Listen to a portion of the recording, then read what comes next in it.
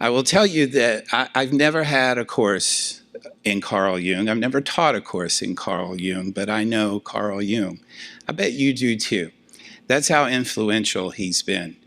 So my very first publication, scholarly publication, was an essay on Joseph Campbell. There is no Joseph Campbell without Carl Jung. Campbell relied heavily upon Jung. I also have a PhD in literary studies, and there is no literary studies of the kind that I do without Carl Jung. One of the great innovations, this may sound obvious to you, but it's not always obvious to academics. One of the great innovations in literary and religious studies was to put those two together. That happened in the 60s and 70s, especially with a book called Anatomy of Criticism by Northrop Frye, where he simply used Carl Jung's concepts to analyze literature and religion. So Jung is everywhere. He's here. I don't think this institution would exist without Carl Jung's influence. We're not clear, but I have heard people say that there was correspondence between Manly Hall and Carl Jung, especially in regard to the Red Book and images, but we're not sure about that. We'll keep looking. He was born in Switzerland. His dates are 1875 to 1961. He was the son of clergy and Protestant clergy. He was the only son. He was the eldest child with one much younger sister. His father was a pastor in the Swiss Reformed Church. So like Kierkegaard, we're dealing with Protestant Christianity here, kind of at its full flower. His mother, too, came from a family of clergymen. And he was always, like Kierkegaard, like Freud, like a lot of these people, he was always a weird dude, apparently. Very focused on dreams in his inner life, even as a child. And Jung was, well, you're going to see so many differences from Freud. One of them is that he practiced his theory and his concepts on himself more so than Freud did, I think. And you'll see what that produced, which was amazing and kind of terrifying. He was conversant with intellectual history. He knew everyone in the intellectual tradition: Goethe, Kant, Schopenhauer, Meister Eckhart. One of the great advantages, I think, that Jung had was he did not dismiss religion. In fact, he actively sought it out for its insights into wisdom. Freud, of course, thinks religion is another neurosis, a massive neurosis. The Future of an Illusion is one of his famous books. He was also interdisciplinary. So while Freud saw himself as a scientist, even a physicist in some ways, because he's working with energies and that was his early influence, he always saw himself as a scientist, a doctor, even though he told a great story, Freud did. Jung is not so constrained. He too thinks of himself as a scientist, but he really is, as you'll see, an interdisciplinarian. He's going to look everywhere for insight into the human psyche. And you know, that's kind of our model here too. We'll look anywhere for wisdom. We'll seek it and cultivate it anywhere we can find it. It doesn't matter what discipline it is or where it appears on the globe or when or from whom. All right. He was married to Emma Rauschenbach in 1902, and they had 5 children. Jung goes to Paris to study with the French psychologist Pierre Genet, and that was influential upon him. So there is this kind of fathering that happens with both Freud and Jung. He collaborates with Franz Ricklin on this word association experiment, and that's going to be incredibly important for Jung. You may remember the word association practice from Freud. And the idea here is to allow the unconscious to come through, to kind of trick the ego into being off guard so that the unconscious can come through. And that's what word association is. Jung studied schizophrenics, which I think is really interesting. I spent some time working at a community mental health center in my youth, and frankly, I think that affected me quite a bit in my teaching and scholarship, actually. I would spend 4 hours a day with a group of schizophrenics and bipolar people and et cetera. And it always amazed me that the ideations they had were so often religious. They were, in fact, apocalyptic, usually. And you could almost take their hallucinations and compare them to the book of Revelation. I just was always struck by that, and I think Jung was too.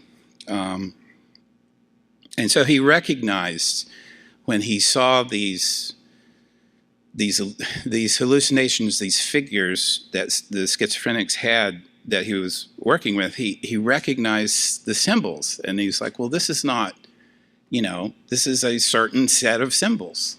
This is not just any kind of symbol. This is a collection of symbols, and he saw that early on. Apparently, his early work on word association was used in a lie detector, the invention of the lie detector. I didn't know that. Again, you're going to see that Jung has influenced so much of things we kind of take for granted in our psychological discourse and experience. All right. So in 1906, Jung begins a correspondence with Freud that becomes a friendship. The story is, and I think it's probably true, that they met in Vienna and they talked nonstop for 14 hours.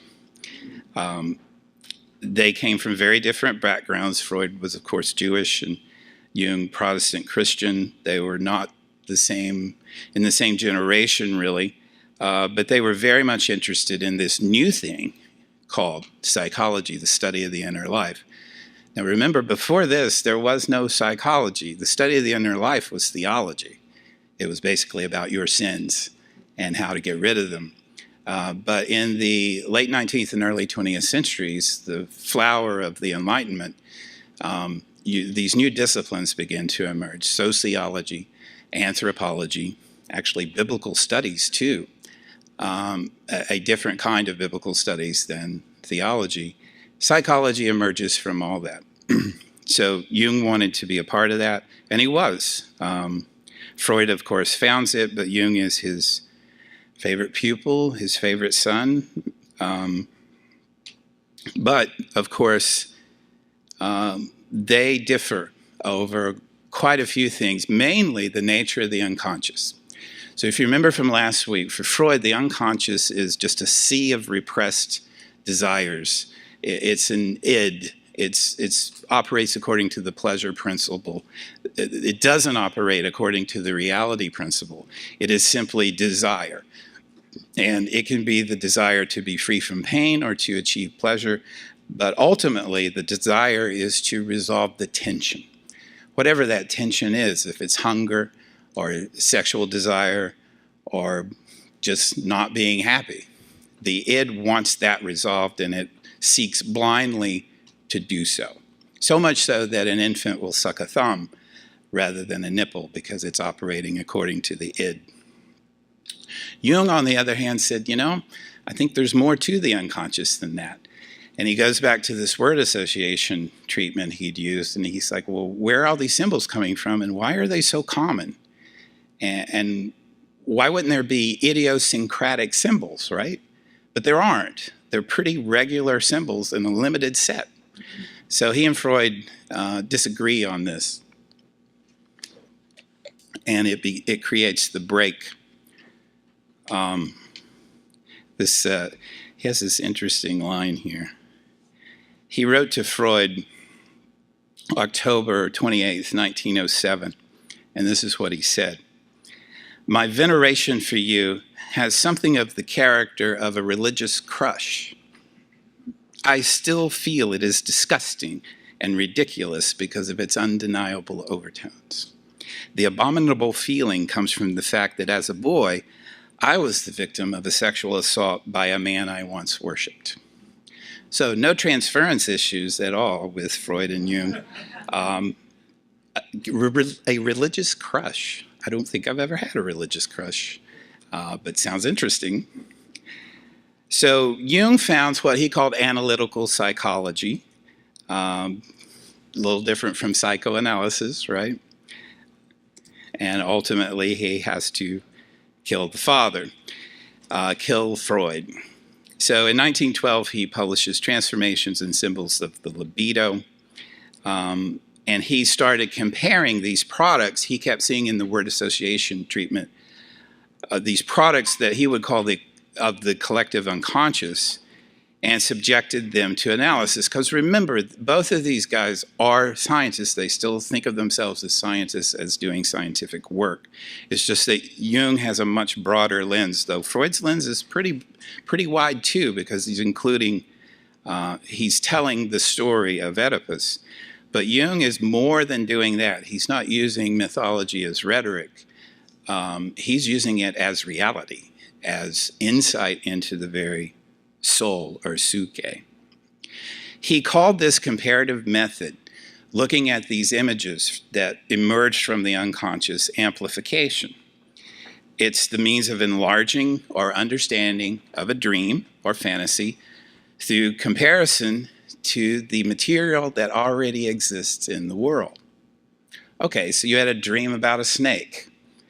I think we know what that means, but the reason we know what that means is because we've looked at, the reason Jung knows is because he's looked at world mythology and knows what snakes mean, right? Snakes are representative of the libido, of life, because they shed their skin, they keep going, they resurrect themselves, and the snake eating its tail is a symbol of eternal life.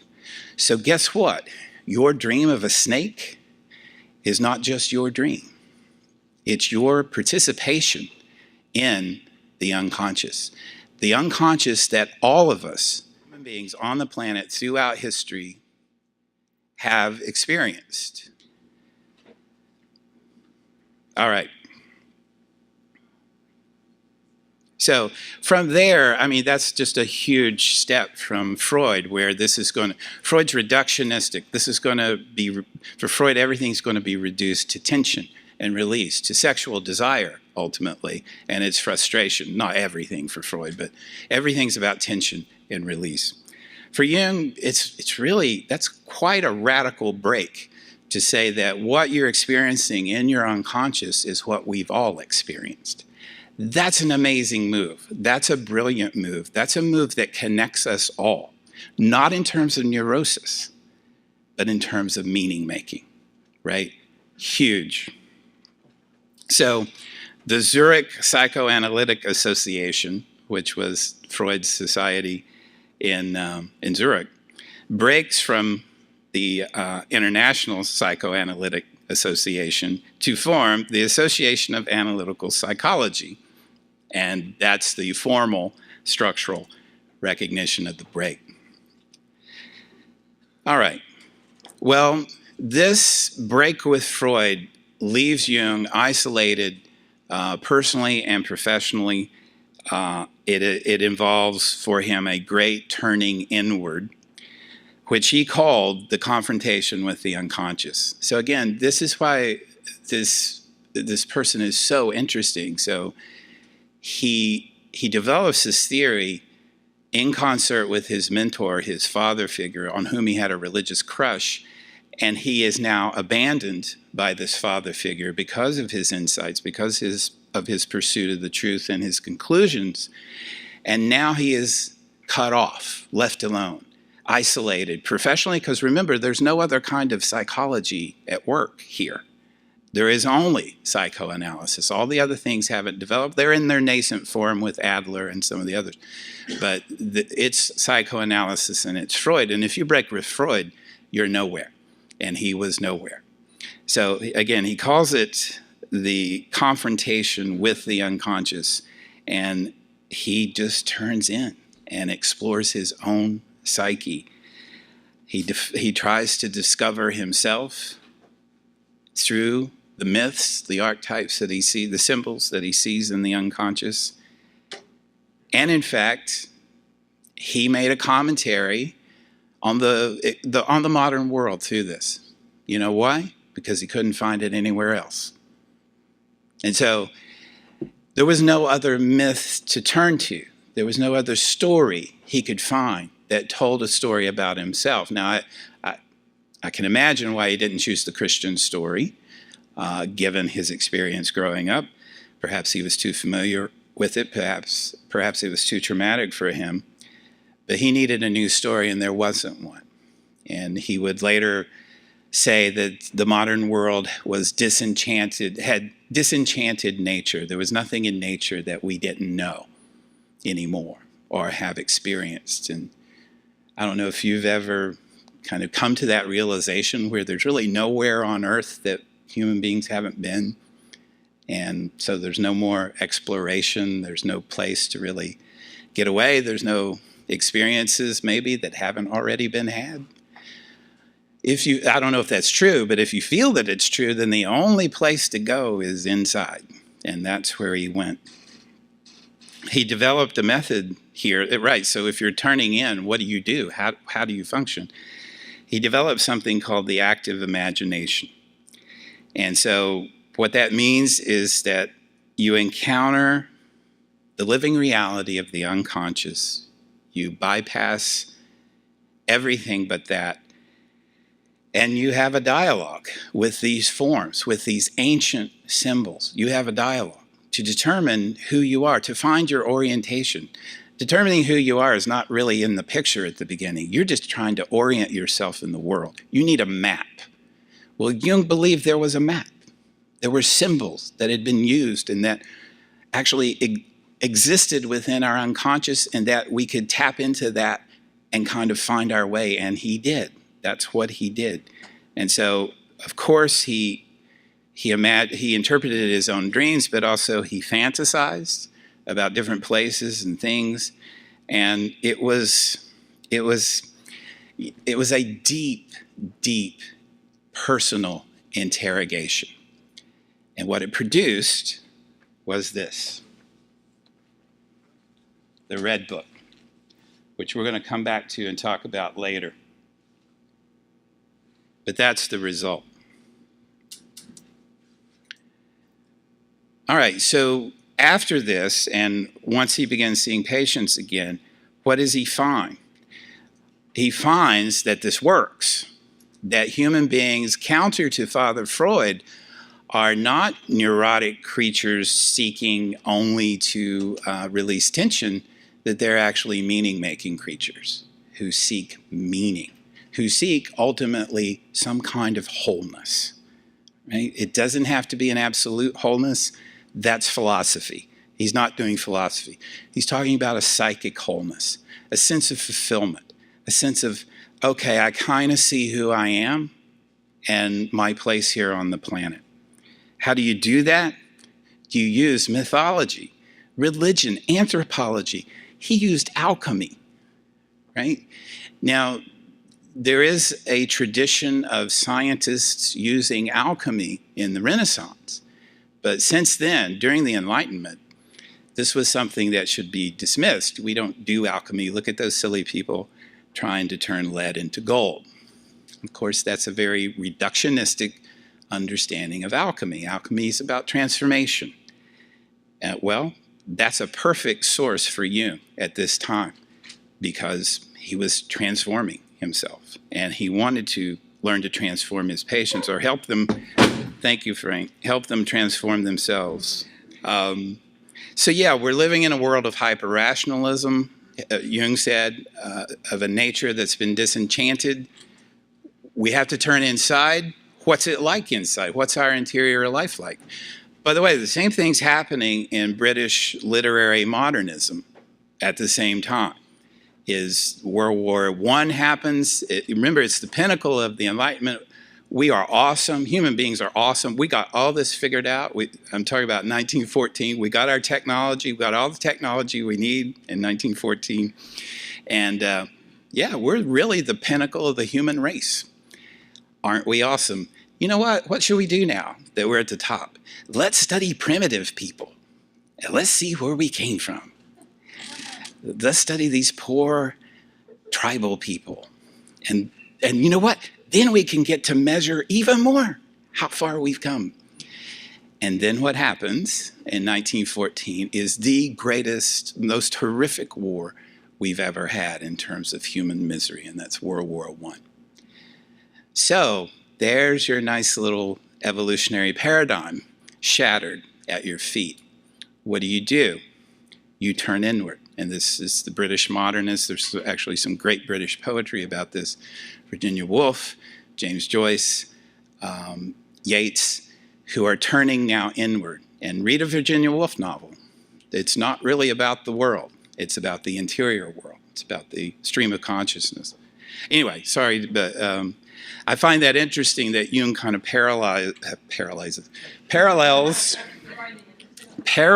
this historical development in intellectual history. He's right there and contributes to it. So he calls, so we're living in a failed myth. We talked about this some in our Meanings of America discussions. What does it mean to be living in a failed myth? T.S. Eliot wrote about this in The Wasteland. You know, these fragments, he says, I shore up against my ruins. Sorry, I didn't mean for this to be a literature class, but I think it applies. I think Jung would think it applies. What do you do when you're living in a failed myth? Well, you must individuate. You must determine who you are. You must undertake this inner process that propels you toward wholeness. Now, you can be J. Alfred Prufrock and say, oh, you know, the women come and go, speaking of Michelangelo, do I dare eat a peach? Or you can get busy. You can get to work, you know, finding out who you are, moving yourself toward wholeness. And that's what Jung did. You're moving yourself toward, the process of individuation ends with the self, which is the greatest archetype. We're going to come back to all this. So what's the psyche? Let's start with the big category. What's the psyche for Jung? By the way, from now on, I'm going to be giving you images from the Red Book. And then I'm going to talk about the Red Book at the very end, so I don't want you to think I skipped over that. The Greek word psyche is psyche or soul. It does not mean for Jung mind. It means something fuller, more complete than that. And so he says, by psyche, I understand the totality of all psychic processes, conscious as well as unconscious. So we use the term psyche rather than mind, since mind is used in common parlance to refer to the aspects of mental functioning which are conscious. Jung maintained that the psyche is a self-regulating system like the body. So again, it's very organic. Remember, Freud's paradigm is the cosmos. It's physics. It's the first and second law of thermodynamics and the transfer of energy. Jung's is the body. It's a regulating system that is often out of order, but usually kind of comes back into some kind of balance. All right. And for Jung, we can separate the psyche into parts as long as we don't take that too reductionistically. And again, this is where he differs from Freud. All right. The ego. What's the ego? The ego is similar to what Freud said it was. It operates pretty much according to the reality principle. It's the center of the field of consciousness, so your awareness. It's the part of the psyche where our awareness resides, our sense of identity, existence. That part is a kind of command center. Maybe it's the operating system. I'm not sure that's the right metaphor, operating system. Because it's too conscious, it's too aware. It organizes everything, right? So you have a feeling and you go, oh, yeah, I had that feeling before, that was about that. That's the ego. The ego is like Psyche doing the sorting. Remember the story of Psyche where she has to sort all those seeds and stuff? That's the ego. Interestingly, the ego is what is the interface between the inner and outer worlds. And so it's really important. It it guides how we relate to each other and to the exterior world, but it also is aware and connected to the unconscious. Extroversion and introversion are kind of replace Freud's stages, oral, anal, genital, latent stage. It's really, for Jung, just about extroversion or introversion. Are you at the moment looking inward more? Are you more engaging with the world? And we're going to talk about his own stages here in a little bit.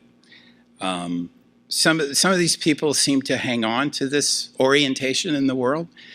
I think you probably relate to that. Some people are more extroverted, some more introverted. I was always introverted. I was a weird little kid, but then I became extroverted. So I guess I'll take that up with my therapist. Yeah, one of the scholars called it the I. It's what you see, right? The ego is what you see. So right now there's a whole world happening behind me that I can't see and out there. That's not part of my ego. My ego is what I can process, right?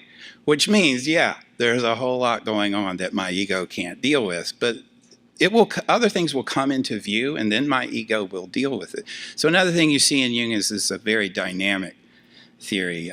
You're not frozen into one function, your psyche. So he says there are 4 functions to the ego.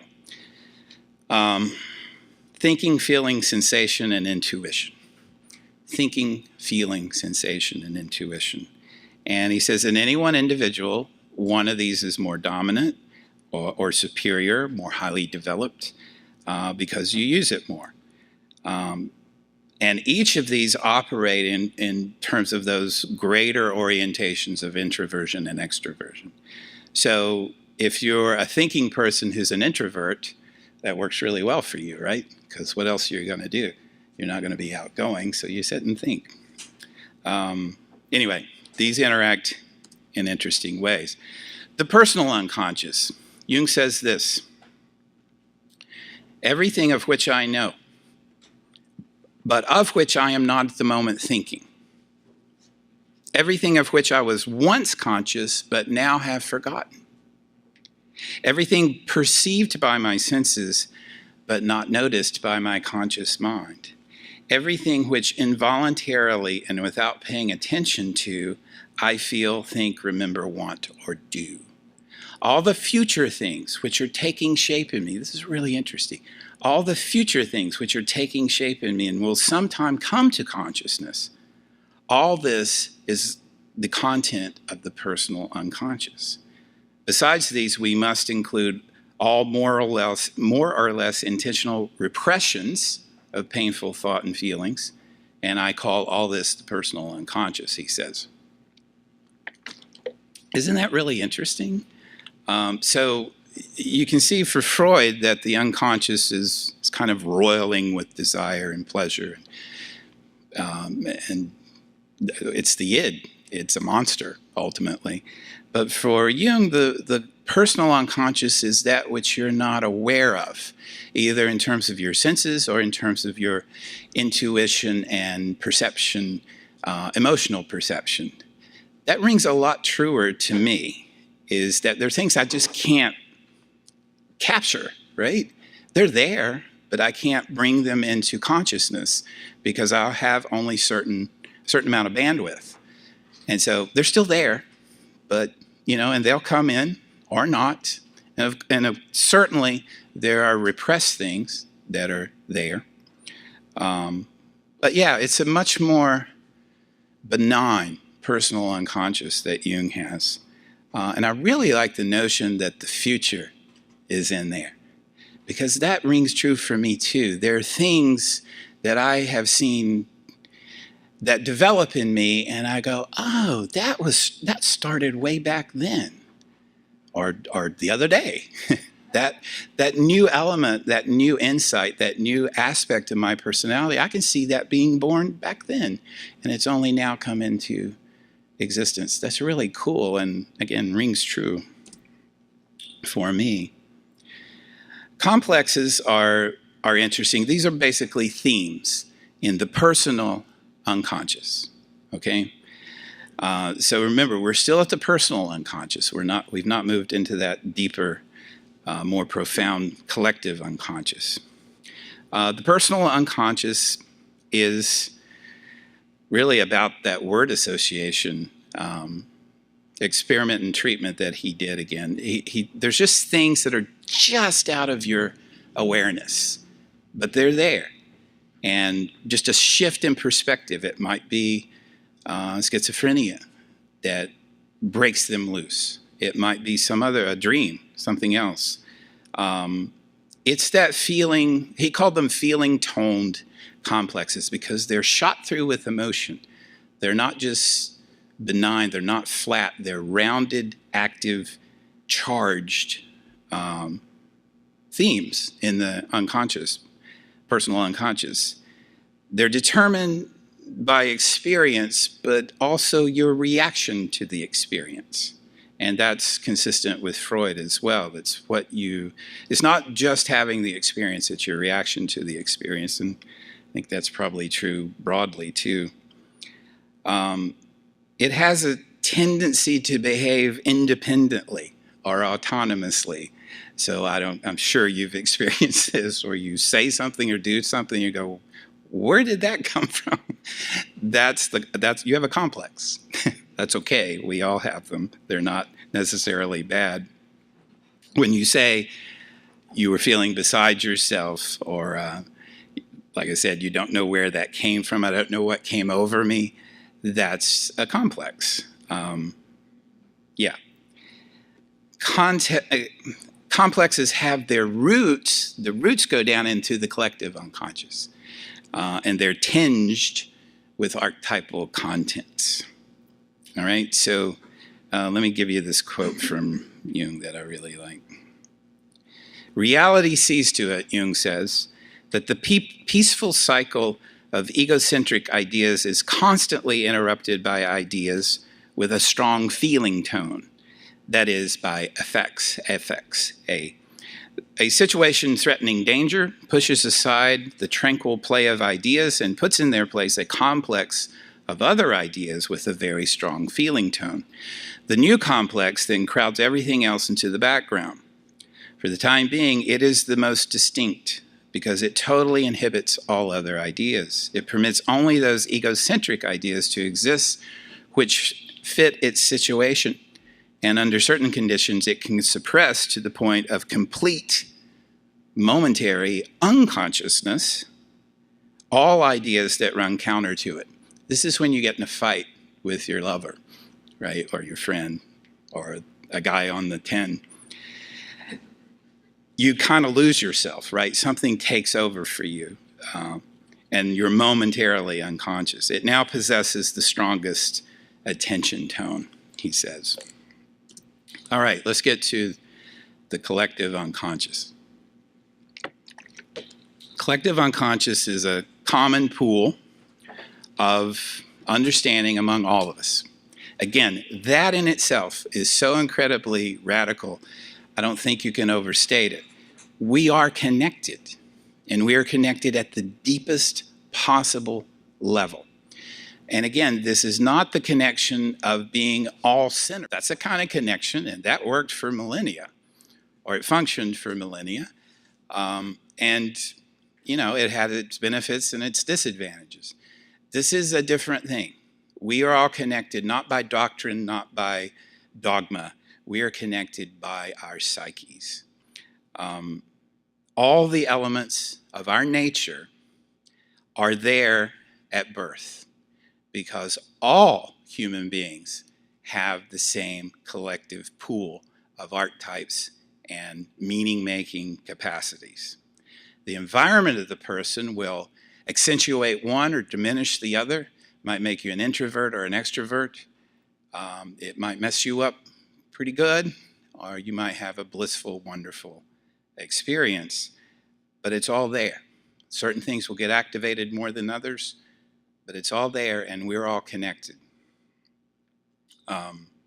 For Jung, it's kind of a mode of functioning, he called it.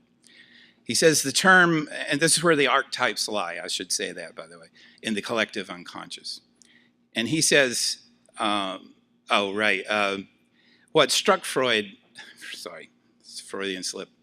What struck Jung in his work with schizophrenics was that in the word association thing, there were symbols that emerged from the treatment that the person suffering from schizophrenia had no connection to.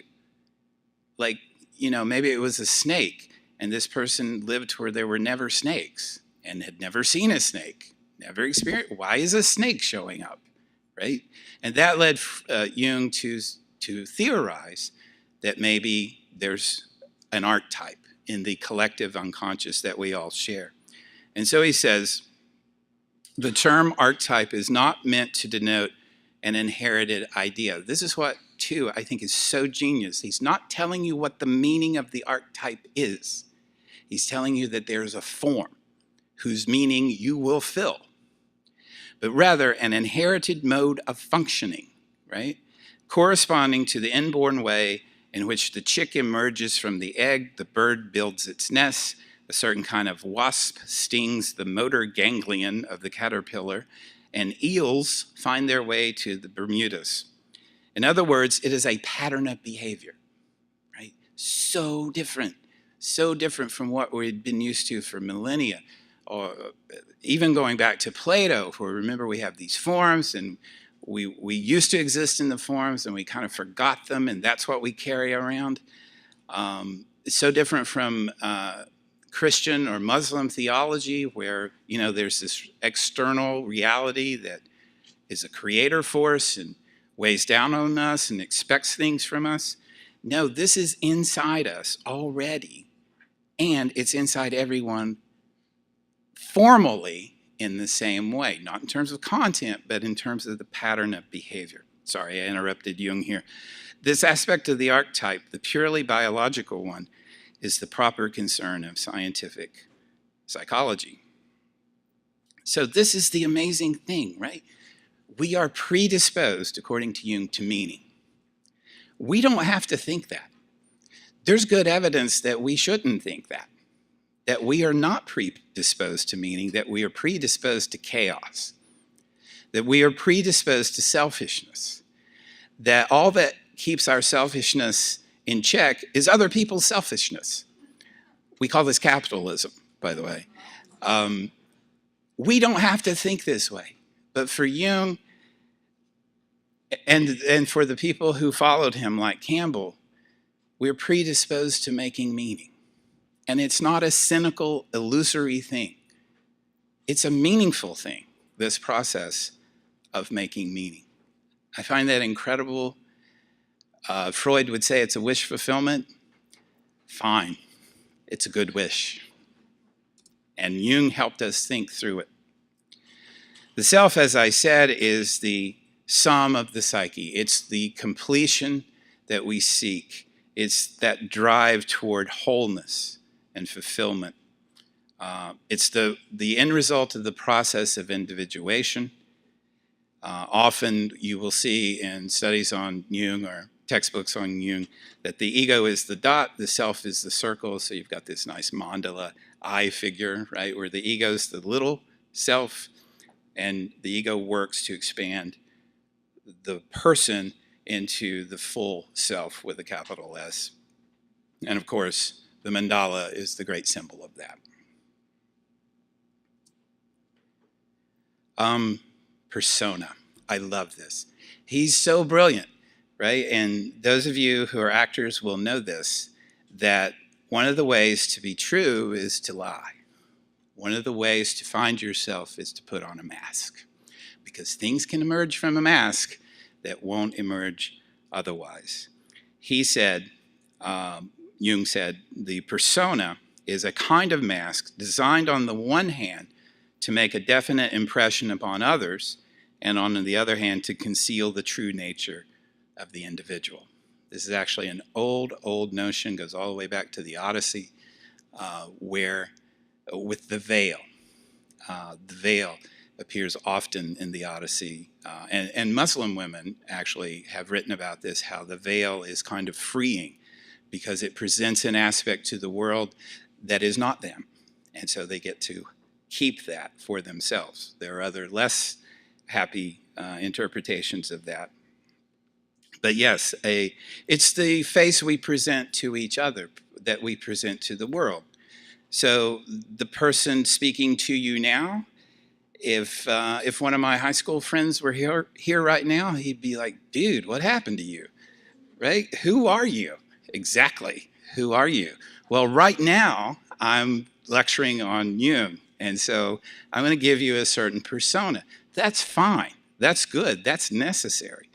There was a great book in the 60s called The Presentation of the Self in Everyday Life that was a sociological text that used dramaturgy as a kind of theory of how we present to each other. We're all actors, right? We're presenting personas to each other to interact with. And so the person here who's talking, who goes to the grocery store or to Lassen's is not that same person.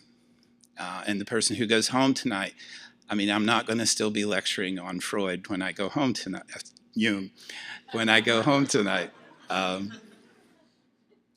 I used to do that. Apparently, when I get in fights with some people, they would say, oh, God, you're in your lecture mode. So, yeah, sorry about that. The persona arises, Jung says, for reasons of adaptation or personal convenience. If you have certain masks you put on in certain situations, that's a persona. It's necessary, it's healthy, until and unless you take that persona as yourself. If you think that's who you are, and that's all of who you are, then you're in trouble, according to Jung. Think of, I don't know, let's say a celebrity. We're here in Los Angeles. Think of a celebrity, Kanye, who becomes too involved with himself. You're not here, are you, Conway? Kanye. Hey, Conway. That's another musician. I got Freudian slips all over the place. The celebrity believes her own press, right? Institutions believe their own press. Then you're in trouble, right? Because you have reduced yourself to a mask. You have reduced yourself to a persona that you're putting out in the world just to navigate the world. It's not you. Sure, it's fine and healthy as long as you have the rest of the self, right? As long as you're individuating, as long as you're integrating the other parts of yourself, including the shadow, by the way, which we're going to come to. Otherwise, you become one-dimensional, flat. You become an asshole, basically. What can happen, according to Jung, is if you live according to your persona and that persona dissolves, and it will, it always does, then you are in deep trouble because now you have been cultivating this mask that is a false mask, and you have not been individuating, you have not been integrating, and you have nothing left. But that's okay too, because this is what came out of Jung, having nothing left. It's okay as long as you keep moving. If you stop moving, then you're in trouble. If you think that the reality you're experiencing with your loss is reality, then you're done, right? And there is literally nowhere to go. All right. I think that would be an impulse, but it would be the wrong impulse because you can't just create a mask like that. It will be inauthentic even to you. I'm saying you have to turn inward. Once the mask dissolves, breaks, shatters at your feet, you have to turn inward and you have to rediscover yourself, which I think probably every person in this room has experienced. You can put it other ways. We've talked here before about templates that we use and the templates shatter. Jackson Brown has this great line. He says, let your illusions last until they shatter. Right? That's perfect. Because once they shatter, you know they're illusions. And you're not going to pick them up again, and you can't put them back together. So where do you go? You turn in. And that's a very dangerous place to turn in. All right, let's keep going. Almost done. The shadow is the opposite of the persona. So the persona is the face you put out to the world.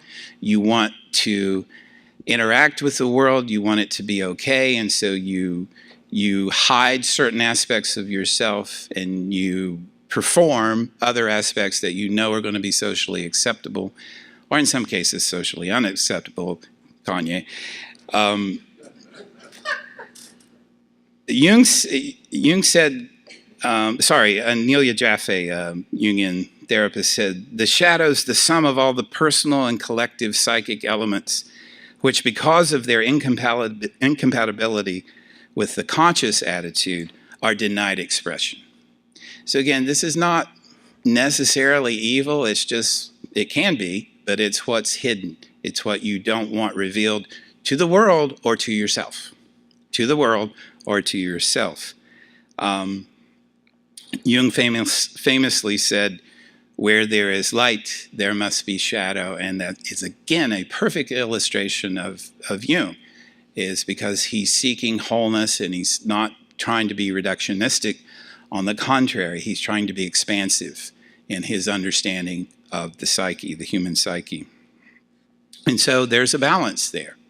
If you don't have a shadow for some reason, you're going to be flat, uninteresting, uncreative, I would even say, and Jung would even say. Also, if you're not in touch with your shadow, again, I think this is genius.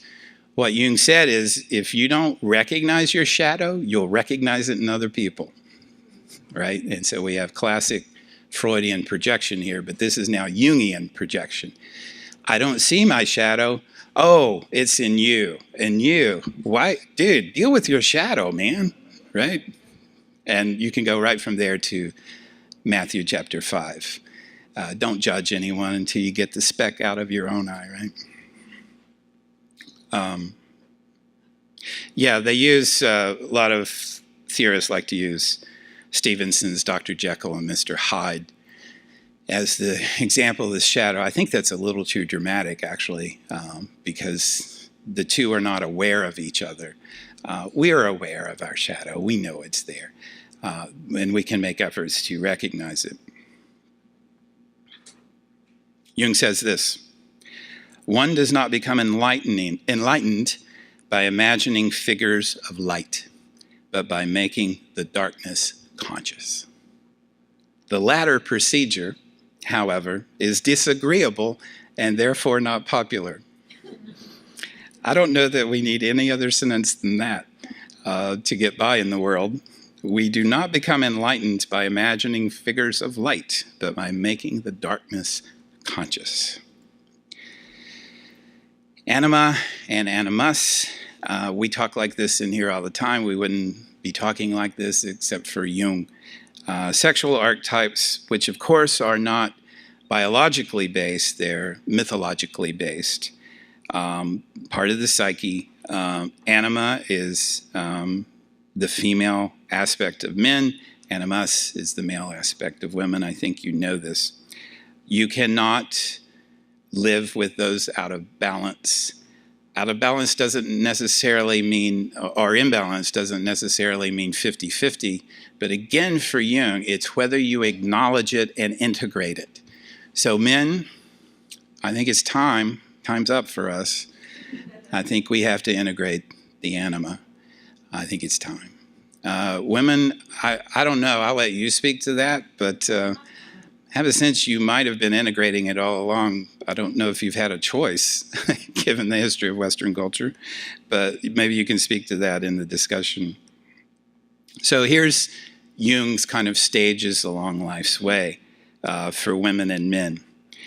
Eve, Helen, Mary, Sophia, kind of cool.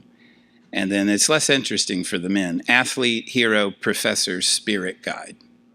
All right, so I'm a professor. It looks like I'm pretty close to death, but that's okay. So Eve is the mother of all living. That's what her name means. I think you recognize that. And so it's the woman as creatrix, right? Helen. Who knows what Helen he's talking about? Helen of Troy, right? Beauty, worldly success, self-reliance even, insight, intellect, not necessarily virtuous, powerful. Mary, of course, named after Jesus' mother. So this is women becoming virtuous by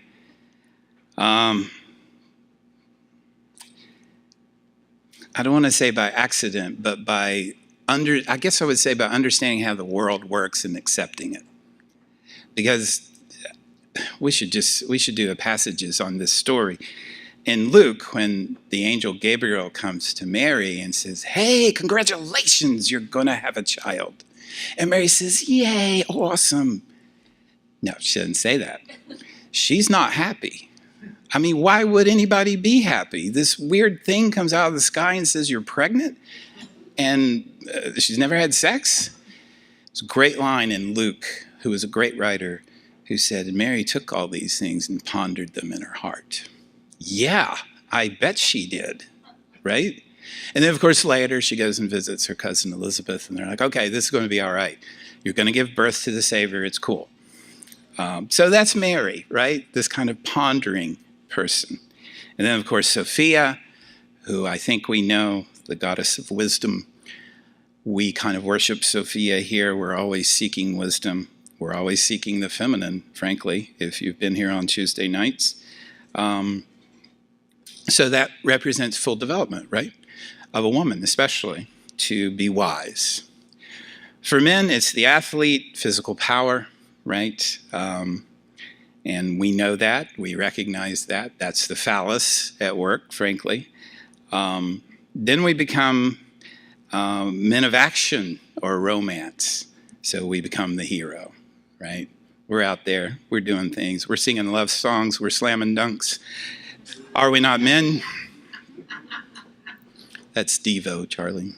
Okay. Hemingway, the hero. And then the professor, or a clergyman, or an orator. The animus becomes the word, operating as a professor or the bearer of the word. Okay, that's a little too personal, so we're not going to linger on that too long. And then, of course, the spirit guide, the wise one, the Obi-Wan Kenobi figure, right? Those are the stages along life's way for Jung. All right, just a couple more, and then we'll let you in on this great discussion that I know we're going to have. So I've said this before, individuation is integration. It's the quest for wholeness, not just the desire, but also the process, the way. You could go right from there to Jesus and the way, the truth, and the life, or Lhasa and the Tao, or the way. Again, Jung thought this was a natural process, that you kind of had to fight against it to not be in it. And that rings true for me too. I think if you stop fighting and worrying and listening to people who aren't aiding your individuation, I think it kind of happens. Maybe you disagree, we can talk about it. So especially important in individuation and integration is the shadow, the animus or the anima, and the wise person. Well, that's our mission statement here at the university. We want all that, and we want to help you do that. Yeah, and this, of course, is about creativity. Yes, I had a couple of quotes, from Jung here. I always want you to hear the voice of the person we're talking about. The difference between the natural individuation process, wrote Jung, which runs its course unconsciously, and the one which is consciously realized is tremendous. So I was saying it will happen unless you get in the way of it. In the first case, consciousness nowhere intervenes. The end remains as dark as the beginning. In the second case, so much darkness comes to light that the personality is permeated with light, and consciousness necessarily gains in scope and insight. This is Jung from Alchemical Studies. What on a lower level had led to the wildest conflicts and panicky outbursts of emotion now looks like a storm in the valley seen from the mountaintop. Isn't that right? I mean, isn't that part of becoming who we are? is those things that seem like storms that we were engulfed in and now we're up above them. We're like, oh, that's a storm. It'll pass, right? That's the way to wisdom. That's the way to integration. Jung says that in seminar notes, one should never think that a person can reach perfection. He or she can only aim at completion, not to be perfect, but to be complete. I love this, right? Sermon on the Mount, Jesus ends it, be you perfect as your Father in heaven is perfect. And that's a hard saying, but what if he meant complete, not perfect, as we think of it? Not to be perfect, but to be complete. That would be the necessity and the indispensable condition, if there were any question of perfection at all, for how can you perfect a thing if it's not complete? Make it complete first, then see what it is. But to make it complete is a great mountain of a task. And by the time you arrive at absolute completion, you can find that you're already dead, so that you never reach that preliminary condition of perfection. So just aim for completion. Yes, I love that. All right, so I mentioned the Red Book. Here it is, 1914 to 1930. We could do a whole... In fact, we have a course in development right now at the university on just the Red Book. 10 weeks of examining the Red Book. It's called Liber Novus, or the New Book, result of 16 years of self-exploration, his conflict with the unconscious. Begins with a memory from when he was age 11. And I'm going to give you some lines from it. There is only one way, and that is your way. You seek the path, I warn you away from my own. It can be the wrong path for you. May each go his own way. I will be no savior, no lawgiver, no master teacher unto you. You are no longer little children. Many seek out his own way. The way leads to mutual love and community. Men will come and see and feel the similarity and commonality of their ways. One creates inner freedom only through the symbol. One creates inner freedom only through the symbol. Although I am not, this is from the Red Book, although I'm not the Son of God myself, I represent him nevertheless as one who was a mother to the God, and one, therefore, to whom, in the name of God, the freedom of the binding and loosing has been given. The binding and loosing take place in me. This is classic Jung, right? Where all these externalities that we argue about and say, oh, well, she's horrible and he's terrible. And he's like, it's all ultimately in you. And that's the secret of Jungian dream interpretation, is everything in the dream is an aspect of you. And I think his most brilliant work is Answer to Job. You remember the book of Job, who's the man who suffers, he has everything taken away. And he goes out and he's ready to, his wife tells him to curse God and die. And he's like, no, I got to figure this out. But he's hurting. And he's got these three friends, and they say, well, you really screwed up this time, Job. What did you do? Jung says, the three friends are the voices in your head. They're not the three friends. And oh my God, who hasn't been there? Who doesn't have those voices speaking to them? What did you do? And Jung says, you better find out where that voice is coming from and deal with it. And once you do that, it'll go away, or it'll be less loud. Be silent and listen.